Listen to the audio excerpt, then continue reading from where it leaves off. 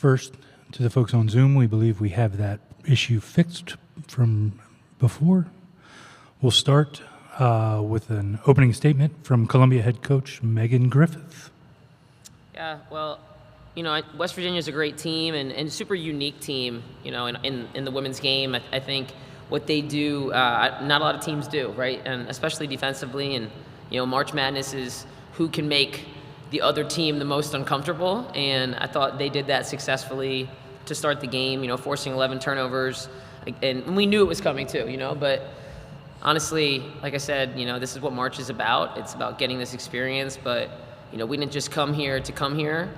And that's a lesson, that's a really valuable lesson that the rest of our program has learned today and will continue to learn. And honestly, I'm really proud of these two, our two seniors, Kitty and Cece, who just literally gave this program everything they had. And, I'm going to miss them tremendously.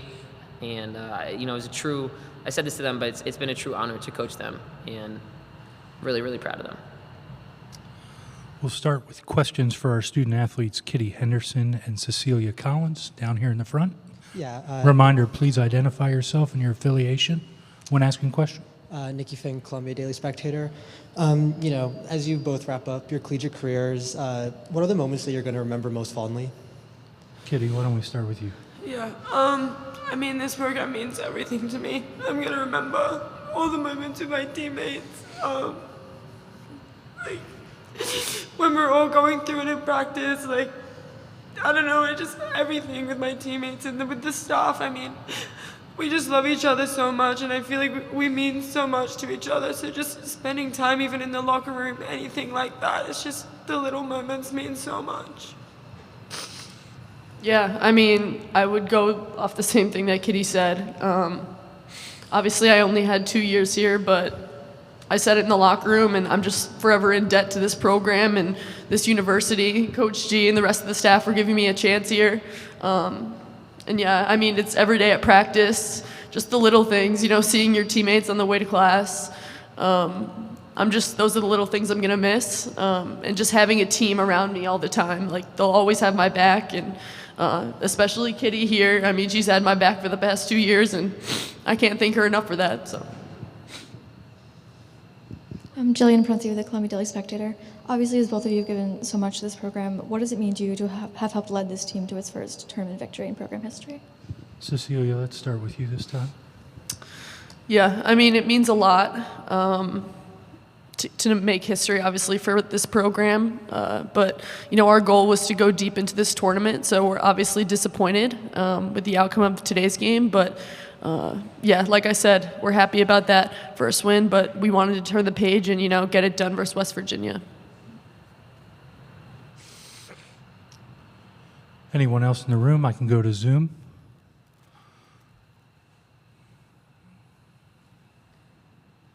Yeah, again, for either of you, this is obviously a team that has a lot of younger players, and when you look at the growth throughout the season and throughout this tournament, the Ivy League tournament, what have you sort of seen from them?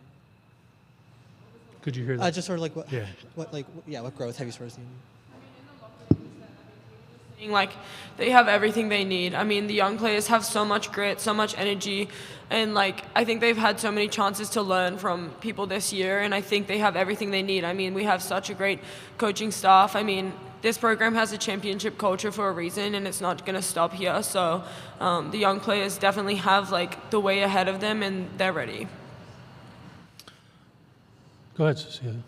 I was just going to add on to that and just say, the potential is all there for them. And, there's going to be space to take, obviously, with us leaving. And they're completely capable of taking that space. And, like Kit said, continuing to drive that, championship culture forward.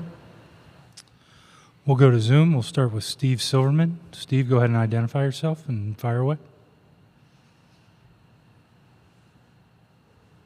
Steve Silverman, Ivy Hoops Online. Can you guys hear me this time? Not well, Steve. What's that? Can you hear me? Nope. Still can't hear us. Hello. Hey, they made you smile. Wow. There you go. Can you hear me? Yes, sir. Okay. Well, first of all, congratulations to both players and coach on really stellar careers and also a historic, monumental season for Columbia. This question is really more for Kitty. You picked up your third foul early in the second quarter, and Coach trusted you to come back in the game after only a few minutes on the bench. You managed to stay in the rest of the game, scored in double digits, game high 9 rebounds. What was your mentality, once you came back in and you did a similar thing against Princeton? How are you able to discipline yourself, still play high impact basketball and keep yourself in the game when you've got foul trouble early like you did today?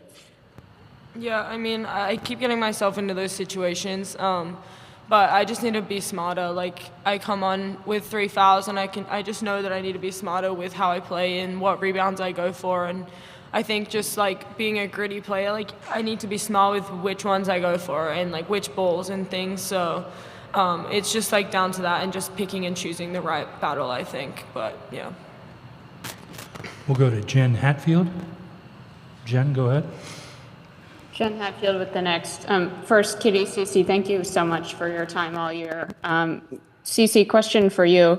It seemed like you were pretty effective throughout the game getting into the elbow or other soft spots, in their half-court defense, whether you were looking for yourself or finding a teammate. And I'm curious, how were you thinking about your matchups there and what were you kind of able to pick apart in their half-court defense? Yeah, I mean, we definitely talked about that before the game, that high post area was some place that we could expose them. I feel like I was just trying to find little gaps, and if I was open, just try and look to score or, hit cuts on the backside or even skips to the corners. But I think I definitely forced a few up there and needed to be a little bit more, control and sound in my decisions. But yeah, that was definitely a point of emphasis going into the game. Madeline Kenny, New York Post. Go ahead.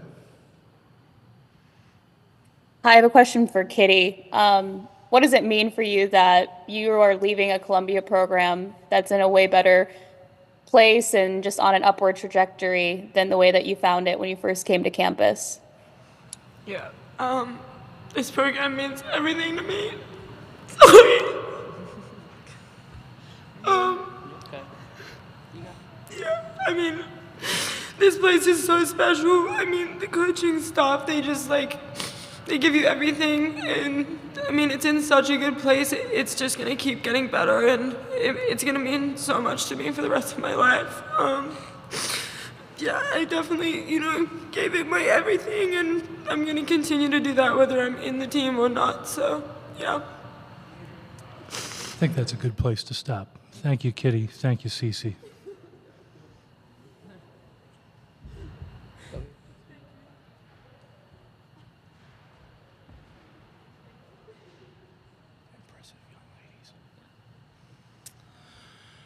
Questions for Coach Griffith in the room?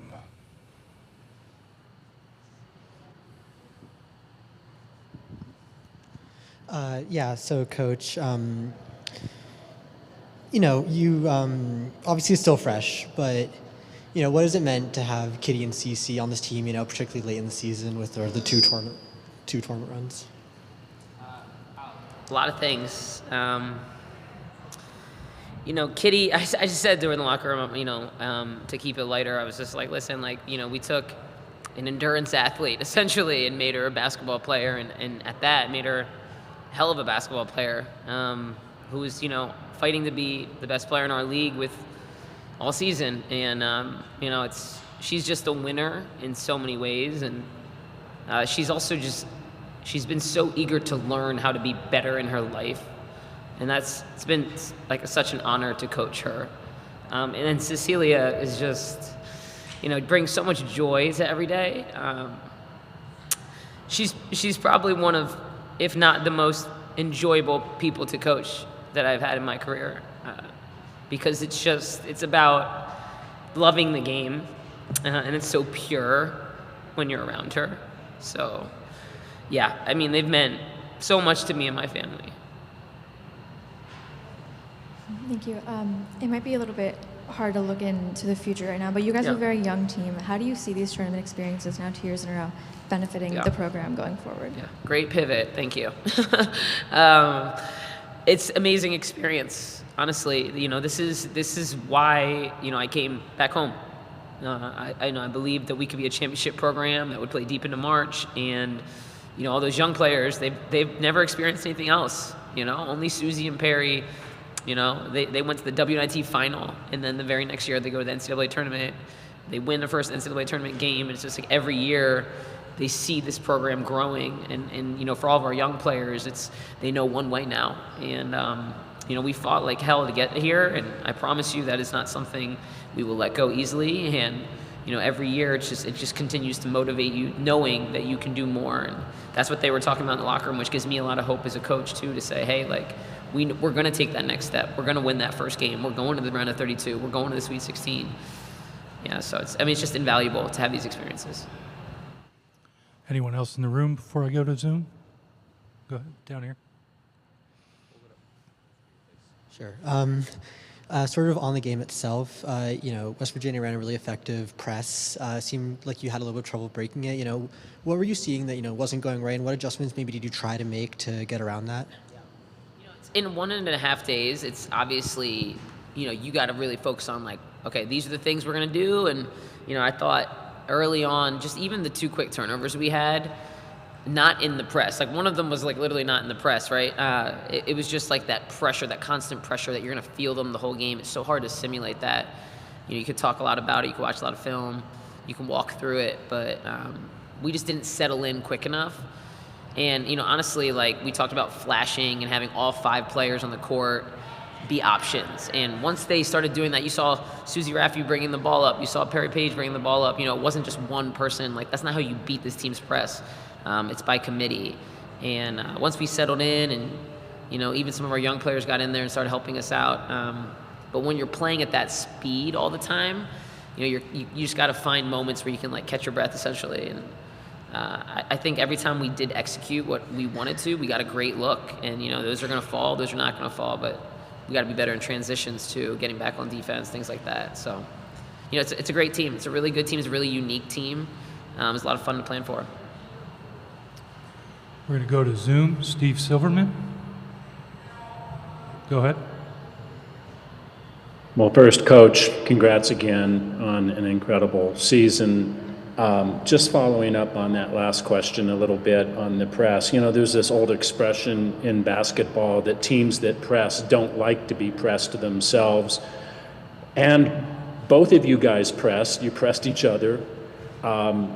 They got 25 turnovers off of you. You got 21 off of them. So a total of 46 turnovers in this game. So do you think there's any truth to that adage? And if so, why? I mean, why is it that teams that press don't like to be pressed? I can tell you, I think it's because both of those teams want to be in control, right? So, and two, it's intense, being able to play in press and then get pressed. I mean, it's exhausting. You need some elite, really high-level competitors, mentally, physically, emotionally that can handle that. And also, you're practicing your press a lot. So, it's stylistically, we don't press the same way West Virginia does. So I'm sure they're pressing and using their press a lot, right, and working against that. But, when we run a little bit more of a structured zone press, and they're running a zone press that's structured as well, but flying around, running and jumping you, it's very different than ours. And, that was, honestly, why we could force so many turnovers. We just have to do something with it now. But honestly, I think that's the big reason why teams that press don't like to get pressed. We'll go to Jen Hatfield. Jen, go ahead. Jen Hatfield with the next. Meg, like I said to the players, just thanks so much for your time all season. I want to ask you about Cece. Kind of a similar question to what I asked her, but first of all, just with Kitty going out with the foul trouble, how important was kind of her leadership while Kitty's on the bench, and then with her ability to kind of get into those soft spots offensively, how helpful was kind of her versatility to how you were kind of trying to attack them? Yes, Cece's, a tremendous passer and playmaker, and she's got great size. She's physical, and we knew that was the soft spot in their zone, and we decided, hey, we're gonna put you in there. We're gonna let you make quick decisions. We're gonna let you play free, and I told her, I was like, this is like a great game. Cece doesn't have back-to-back games where she doesn't feel like she performed well. So, she was excited to attack this challenge and be our prominent decision maker today. And I thought she did really well at that. We'll go to Madeline Kenny, New York Post. Megan, how reassuring is it, or as a coach, I should say, how does it, when you see a team, even when the game was kind of out of reach late in the fourth quarter, your team was still fighting, your team was still putting in that effort and scoring and doing, everything that looks like Columbia basketball. Just what does that mean for you that they didn't give up, all the way until the final buzzer? It's a true testament to trusting the process and just buying in, being bought in, believing in what you're doing. We talk a lot about you don't just play to the buzzer, you play through the buzzer, right? And then when they tell you got to stop, then you stop maybe, or maybe you hold on to the ball a little bit longer. So, it's just something we talk a lot about in practice. We preach every day. We play past the buzzer in drills, and they wanted to, to me, they just weren't outcome driven today. They could have given in, and honestly, in the first half, I felt a little sense of like, okay, we got to get going again. We got to recharge the batteries, and I thought they were great in the second half. But you just can't dig yourself that hole. But they have a no quit mentality. That's what I love about the way my staff coaches is. We're gonna be all over you, for the entire practice, and that's what we do when we play. They're 40 minutes or 40 plus minutes of whatever we can give, all out, no regrets. Anything else in the room? Thank you, Coach. Thank you.